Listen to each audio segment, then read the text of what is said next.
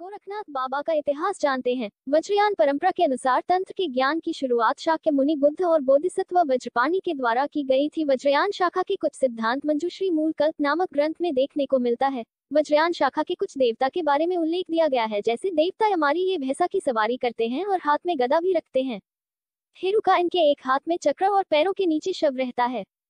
वज्रयान शाखा में हेरुका को रुद्र देव कहा जाता है और वज्रयान शाखा की प्रसिद्ध कुछ देवियां हैं, जैसे मां तारा, प्रज्ञा परमिता, अपराजिता, सरस्वती, डाकिनी, वज्रयोगिनी। ये देवियां बहुत प्रमुख मानी जाती है।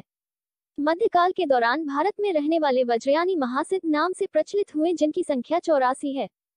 84 महासिद्धों में मच्छदनाथ और अपने हिंदू धर्म में मत्स्येंद्रनाथ नाम ले, जिनको बोधिसत्व अवलोकितेश्वर अर्थात भगवान शिव का अवतार माना जाता है, इसलिए हिंदू धर्म ग्रंथ में मच्छदनाथ हठ योगी तांत्रिक क्रियाओं के लिए जाने जाते हैं।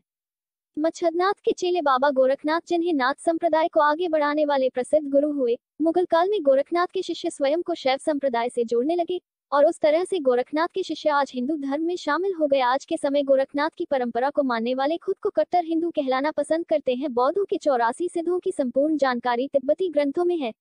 अब बात करते हैं तिब्बती ग्रंथों की। नेपाल में प्रचलित एक बौद्ध कथा है। बौद्ध कथा में मत्स्येंद्रनाथ को अवलोकितेश्वर समझा गया है। मत्स्येंद्रनाथ एक पर्वत पर रहते थे, जिस पर चढ़ना कठिन था। गोरखनाथ उनके दर्शन के लिए गए हुए थे। पर्वत पर चढ़ना दुष्कर्म समझकर एक चाल चली। 9 नागों को बांधकर वो बैठ गए, जिसका परिणाम ये हुआ कि नेपाल में 12 वर्ष तक वर्षा नहीं हुई। राजा नरेंद्र देव के गुरु बुद्धदत्त कारण समझ गए और अवलोकितेश्वर को ले आने का संकल्प करके कपोतक पर्वत पर गए। उनकी सेवा से प्रसन्न होकर अवलोकितेश्वर ने उन्हें एक मंत्र दिया और कहा कि उसके जाप से वे उत्कृष्ट होकर जपकर्ता के पास जाएंगे।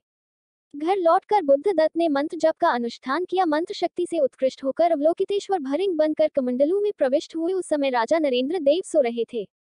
बुद्धदत्त ने उसे लात मारकर उसे जगाया और इशारा किया कि कमंडलू का मुख बंद कर दे।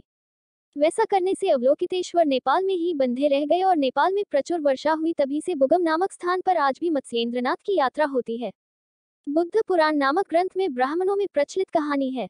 महादेव ने एक बार पुत्राविलापिती किसी स्त्री को खाने के लिए भभूत दी। अविश्वास होने के कारण स्त्री ने उसे गोबर में फेंक दिया। 12 वर्ष बाद जब उस तरफ लौटे तो उस स्त्री से बालक के बारे में पूछा। उसने कहा कि उसने उस भभूत को गोबर में फेंक दिया था। गोबर में देखा गया तो 12 वर्ष का दिव्य बालक खेलता हुआ पाया गया।